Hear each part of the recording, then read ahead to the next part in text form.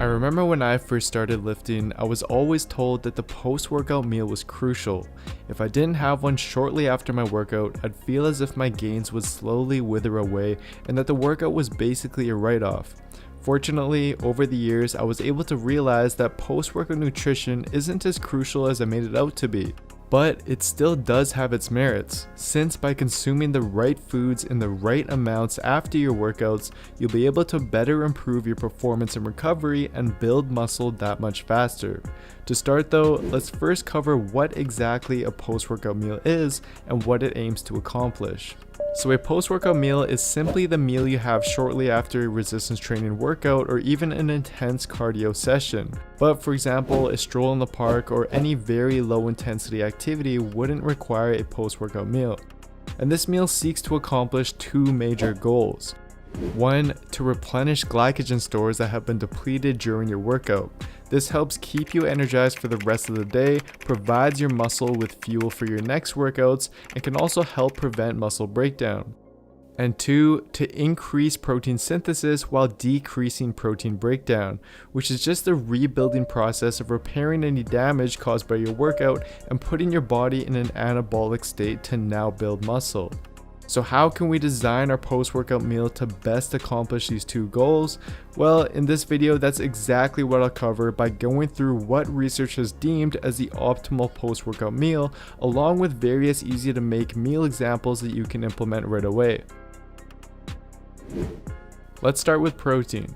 Protein is going to be the most important macronutrient that you'll want to include in your post-workout meal, since it will be responsible for kickstarting muscle protein synthesis and the recovery and growth process for your muscles. As for the best types of protein to include in your post-workout meal, you'll want to ideally stick with fast-digesting protein sources, since research has indicated that they promote post-exercise anabolism to a greater degree and does so much faster than slower digesting protein sources. Therefore, your best option here would simply be whey or plant protein powders, but lean meats and egg whites are definitely viable options as well.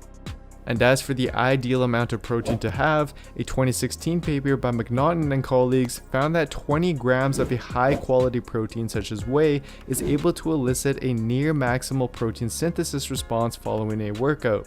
However, they also found that doubling the amount to 40 grams was able to significantly boost protein synthesis by 20%.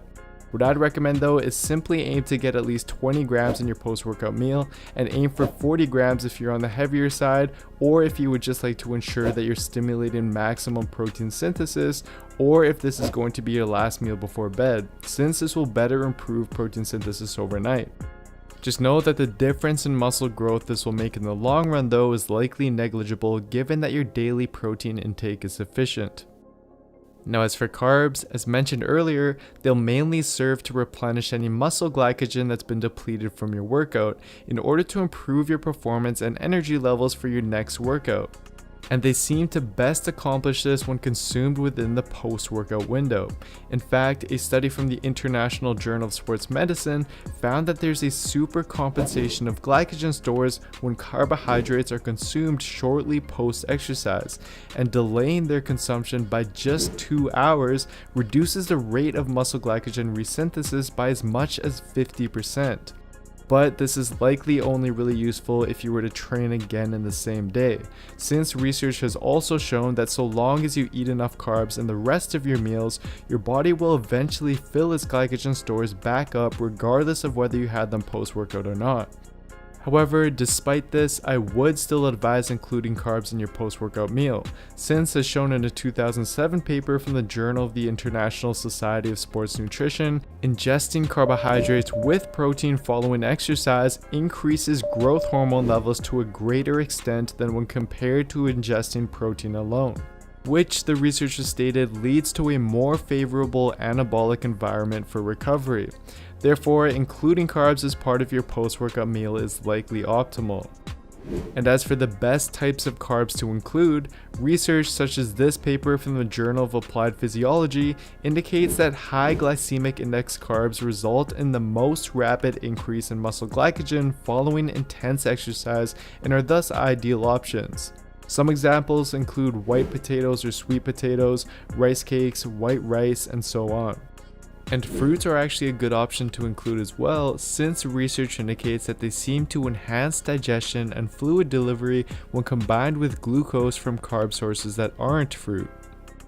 Just make sure that you're not only consuming fruit, since they replenish liver glycogen rather than the much needed muscle glycogen for your workouts. However, what's even more important than the type of carbohydrate you ingest is the amount you ingest within your post-workout meal. A good idea is to get roughly 20 to 30% of your total daily carb intake within that meal, or at least 25 to 30 grams of carbohydrates, in order to best replenish your glycogen levels and support an anabolic environment for growth. And lastly, as for fats, research is relatively unclear as to their benefits and drawbacks regarding post-workout nutrition. We do know that adding fats to a post-workout meal does not further boost protein synthesis, but certain types may actually delay the digestion of carbohydrates, which does indicate that minimizing fat post-workout may be ideal to replenish glycogen and promote anabolism the fastest while keeping the risk of GI distress low. But in my honest opinion, I'd say just do what you want with fats post-workout, because the difference between including them or not is likely insignificant.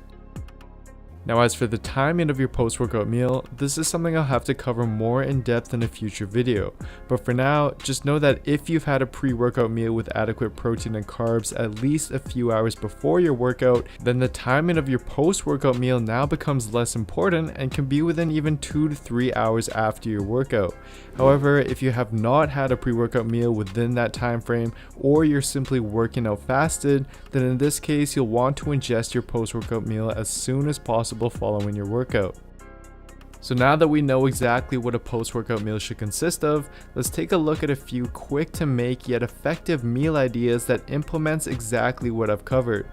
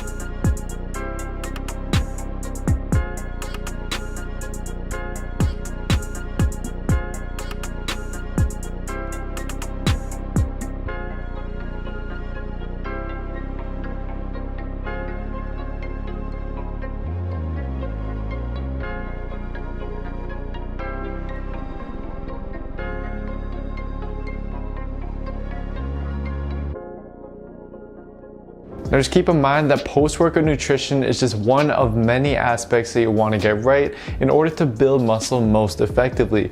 You simply aren't going to see the results that you're after if you're not optimizing all aspects of your training and your nutrition as well.